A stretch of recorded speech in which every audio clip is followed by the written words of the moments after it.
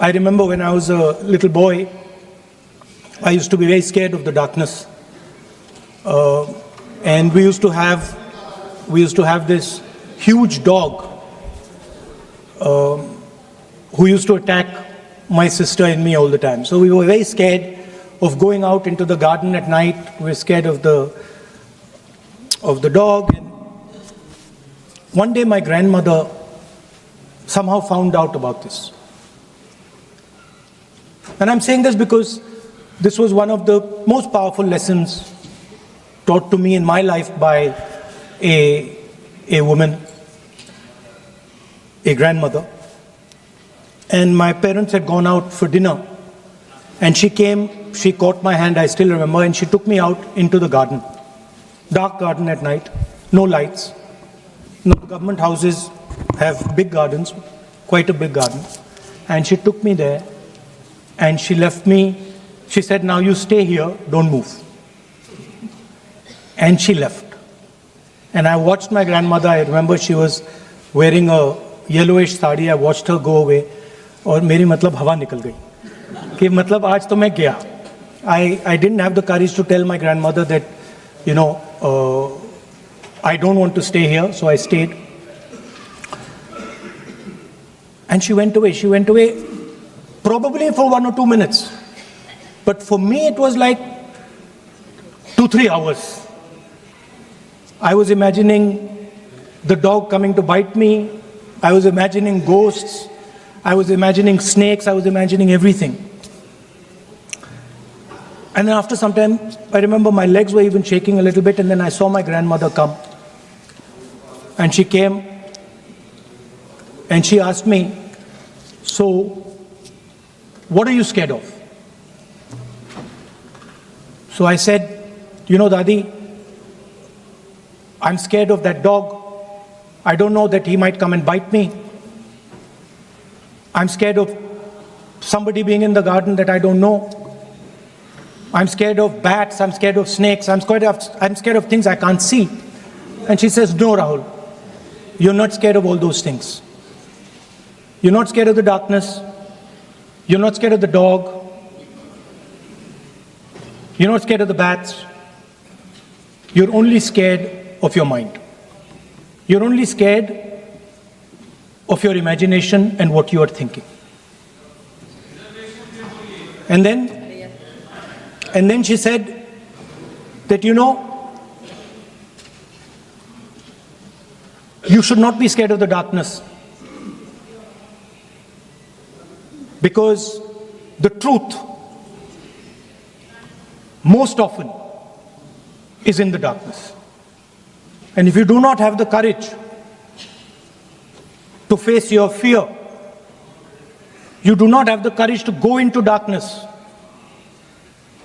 you will not be able to understand the truth. You will not be able to fight for the truth. This is one of the biggest lessons in my life. I use it. It's a political lesson. I didn't realize then. Now as I get older, I realize it was not only a political lesson, more fundamentally it was a religious lesson. I didn't understand then, and what she was saying to me was that Satyam Shivam Sundaram. That's what she'll say. She said that I want you to be able to go into the darkness. I want you to be able to go where you're scared. And I want you to see what the truth looks like. इस तरीके के आचरण को कतई नहीं स्वीकारा जा सकता. सदन में इस तरीके से आना, टेबल पर चढ़ जाना. मैं खुद सनातनी हूं, मैं मानता हूं अगर ये लोकतंत्र का मंदिर है तो यहाँ पे रखे कागज, टेबल, कुर्सी मां सरस्वती का रूप है. किस तरीके से आप कागज फाड़ते हैं, एसजी साहब के टेबल पे आप खड़े हो जाते हैं, चेयर तक आप जाने का काम करते हैं. इस तरीके का आचरण, और कैसे हम इसको न्यू नॉर्मल मान लें, क्योंकि ये आचरण निरंतरता में होता गया तो परंपरा बन जाएगी और परंपराएं उदाहरण बन जाएंगी. और कल जो हमारी जगह यहाँ पे बैठा होगा वो आज का उदाहरण दे रहा होगा.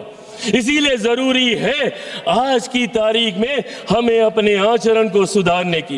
एक के बाद एक, जब मैं विपक्ष की जिम्मेदारियों की बात करता हूं, लोकतंत्र की खूबसूरती है सत्ता पक्ष विपक्ष. जहां सत्ता अपनी बात रखेगी, विपक्ष अपनी बात रखेगा। क्या है इनका ऑल्टरनेट विजन? एक विजन बता दें मुझे। अगर सरकार ये गलत कर रही है तो ये चीजें हाँ आप इसको सही कीजिए। ऑल्टरनेट विजन आप देंगे नहीं, सिर्फ आरोप लगाएंगे और लोगों को भ्रमित करने का काम करेंगे। आज तक इन लोगों ने लोगों को सिर्फ विपक्ष ने डराकर अपनी तरफ करने का काम किया।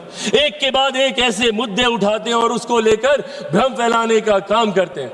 कभी सीए का मुद्दा उठाते हैं, हम लोग सदन में कह के थक गए भैया कि सीए का कानून एक ऐसे नागरिकता देने वाला कानून है जहां पे वहां दूसरे अल्पसंख्यक लोगों को नागरिकता देने का कानून है, जहां पे बहुसंख्यक ही मुसलमान है। अब मुसलमानों के बीच में जाके भ्रम फैलाना, नागरिकता छीन ली जाएगी, नागरिकता छीन ली जाएगी। किसकी नागरिकता छीन ली गई? पूरी लोकसभा का चुनाव ये लड़ते रहे कि अगर वापस से मोदी जी तीसरी बार आ गए तो संविधान की हत्या हो जाएगी, लोकतंत्र समाप्त हो जाएगा, आरक्षण समाप्त कर दिया जाएगा। किसका आरक्षण छीन लिया गया? कहां का लोकतंत्र समाप्त हो गया? कौन से संविधान की हत्या कर दी गई? एक के बाद झूठ बोलना और इस तरीके से लोगों को भ्रमित करना। और अब नया हथियार इनको मिला एसआईआर को लेकर। एसआईआर को लेकर सदन नहीं चलने देंगे, उसको लेकर हंगामा करेंगे। अरे प्रभु, एसआईआर पहली बार थोड़ी हुआ, आपके समय पे भी हुआ था। उस वक्त क्या हो गया एसआईआर को लेकर? और एसआईआर का जवाब तो बिहार की जनता ने दिया ना। एलओपी गए थे वहां पे 10-12 दिन वहां पे करके आए और ऐतिहासिक हार वहां पे दर्ज करा कर आए। अपने साथी दलों की भी ऐतिहासिक हार वहां पे दर्ज करा कर आए। हकीकत यह है कि एसआईआर नहीं, जो ये वोट चोरी बोलते हैं, वोट चोरी नहीं, इनका जनादेश चोरी होता जा रहा है और इस बात का एहसास ही इनको नहीं हो रहा। क्योंकि ये अपनी अंतरात्मा में झांक के नहीं देखते।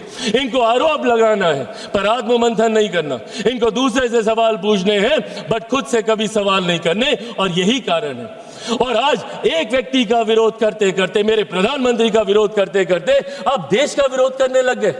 एआई समेट जहां पे अंतरराष्ट्रीय जगह से लोग आए हैं, इंटरनेशनल मीडिया वहां पे मौजूद है, और क्या कर रहे हैं आप?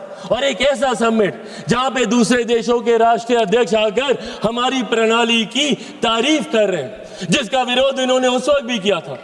यूपीआई के वक्त इन्होंने कहा था कैसे होगा, एक औरत जो ठेले पे है वो कैसे उसकी पेमेंट करेगी, पॉश मशीन कहां से लगेगी, और आज उसी की तारीफ फ्रांस के राष्ट्रीय अध्यक्ष करके जा रहे हैं। और उस समिट में इन्होंने देश को अपमानित करने का काम किया। डेड इकोनॉमी बुलाते हैं हमारे देश को ये, जबकि दूसरे लोग और अर्थशास्त्री इस बात को मानते हैं कि India is one of the fastest growing economy. Global challenges होने के बावजूद हमारी अर्थव्यवस्था मजबूत होती जा रही है। क्या ये सामान्य बात है कि दहाई के आंकड़े से धीरे धीरे हम लोग करते करते चौथे नंबर पर आ गए?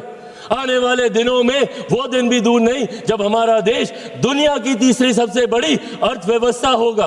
और ऐसे में आप हमारे देश की इकोनॉमी को और हमारे देश की इकोनॉमी को हमारे ही लोग डेड इकोनॉमी बताने का काम कर रहे हैं। इसीलिए आज इस मंच के माध्यम से बस मैं ये आग्रह करूंगा, एक बार मदद कर दें, कहां पे दे तो दो।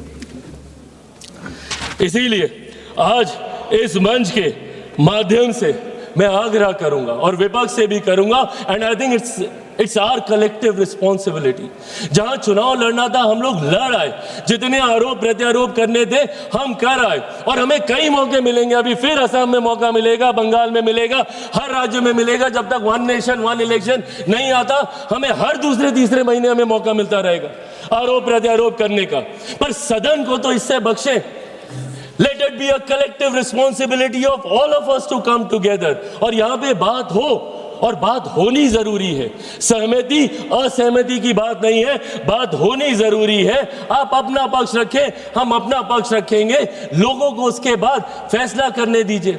आप राष्ट्रपति जी के अभिभाषण पे आपके पास पूरा समय था, आप राष्ट्रपति जी के सम्मान की बात करते हैं। क्या आप बताइए, उनके अभिभाषण पे आए धन्यवाद प्रस्ताव का इस तरीके से निरादर करना, क्या ये उनका अपमान नहीं था? जिस तरीके से विपक्षी दल बंगाल वो गई थी, जिस तरीके से वहां की सरकार, अरे राष्ट्रपति हैं वो, चुनावी राजनीति से, दलगत राजनीति से उठकर है वो, और जिस तरीके से उनका अपमान वहां पे किया जाता है क्योंकि इनको तकलीफ इनको तकलीफ इस बात की है कि देश के सबसे वंचित वर्ग से आने वाली एक महिला देश के सर्वोच्च पद पर जाके बैठी है, ये बात इन्हें चुभती है। और इसीलिए राष्ट्रपति जी के अभिभाषण पर ये अपनी बातों को नहीं रखने देना चाहते।